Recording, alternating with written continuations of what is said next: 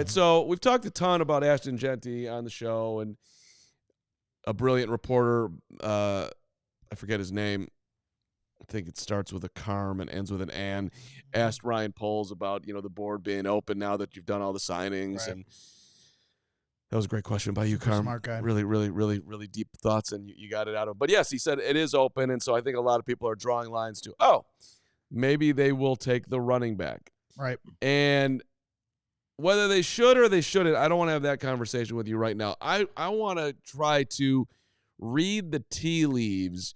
Do you think they will? Understanding the Bears. And I've seen some people saying that I think it was Danny Parkins today that said, like, there has to be a bit of audacity to it, a bit of a confidence, a bit of a cockiness, if you will, to take a running back, which is a luxury pick. He said it was like a smug pick. Smug, an interesting word to use. And I get it, too, because it is, we're good on offense. We're good on defense. This is a running back draft that's just there. I mean, we got 10 of them. Right. But we're going to take it with the 10th pick because we're so good and so set because of everything we've done, even though we lost 5 games last year. Right. Right or wrong, do you think the Bears think about themselves that way right now? I definitely think it's on the table. I've always said it's not the move I'd make, but it's not a move that you can take off the table because of what Ben Johnson wants to do offensively. And so you kind of have to get inside the mind of, you can easily point to Jahmyr Gibbs and say, that's why they're going to take Ashton Jeanty. They took Jahmyr at 12. Here comes Ashton Jeanty at 10. Playmaker, put him in. But it's bigger than that. It's not just about Jahmyr Gibbs. Look at what they do with David Montgomery. Look at how they implement a run game.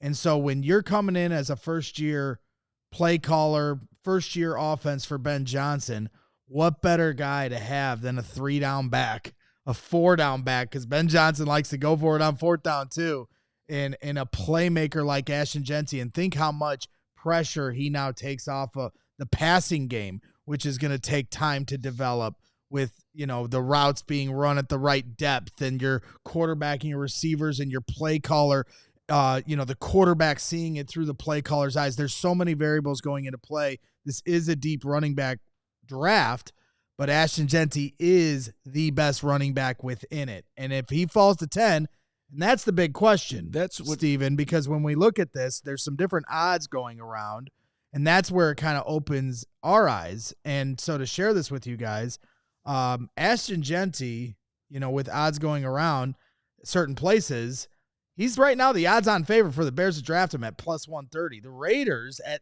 6 are plus 140. So, that begs the question, why would the Raiders pass on him? Well, I guess they have the similar answer to the Bears. Well, this is a deep running back class. But then you look at some other odds being dished out as we get through this here. The Bears' first position drafted odds. Looky here, running back plus 125. D-line and O-line are behind that at plus 200, plus 350. These are some of the odds that people in Vegas are putting out there. You can take it with a grain of salt, but it's certainly something of note to think about. Well, to answer my own question here, as far as how the Bears think about themselves and the work that they've done and the locker room they've built and the organization they are, I do believe there is a certain level of smugness that goes on, or confidence that is not backed up by the amount of games that they've won. Certainly, like the readiness to take a player like that. Right. Well, I asked the question. Poles smiled and said, yes, that he could have easily said, I don't think we're done up front or on the defense. We still need people that can get to the quarterback. He could have said that. He didn't. If you rewind back, just go through time. Kevin Warren, when they fired Matt Eberflus in the season, first time ever, head coach gets fired in season. We think this is the best job. People are going to want to come here. They were proved right on that, by the way. Mm-hmm. You got the top guy. Kudos in reading the room as well as Kevin did there. But again, there is this belief that there's something special here. We heard a ton going into last season.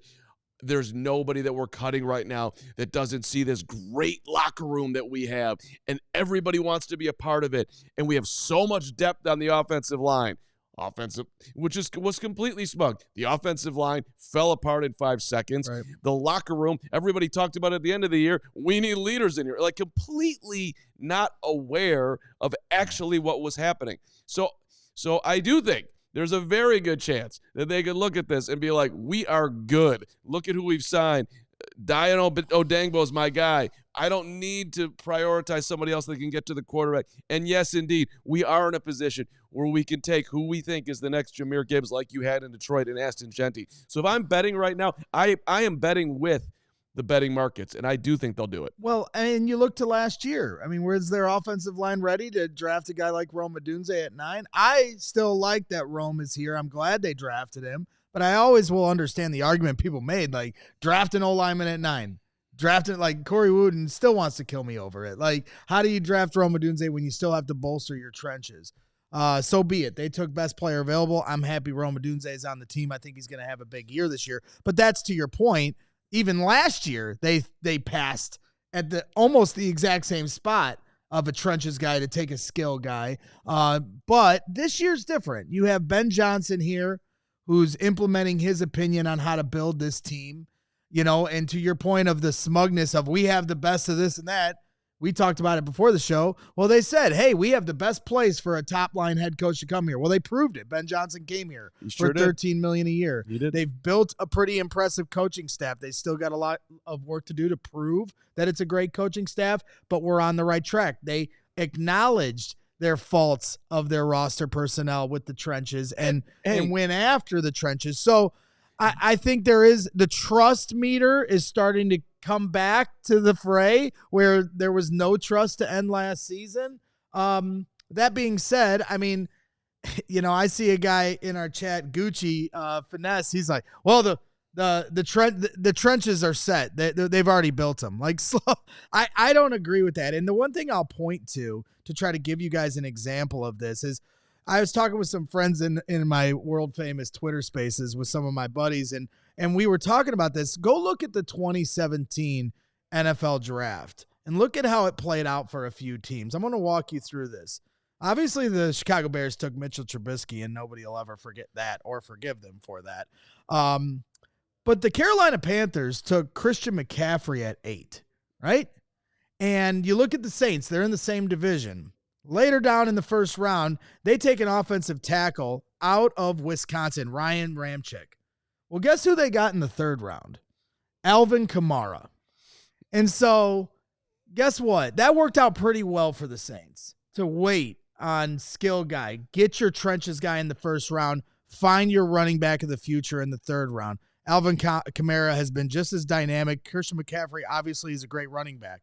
But that's the point of this is, especially in this year, when you look at how deep this running back room is, you have to find a way to continue to bolster your trenches, either side of the ball, then start looking at guys later on that can be your next Alvin Kamara, can be your playmaker for Ben Johnson. Well, the point of what I took out of what you just said is you just get it right. We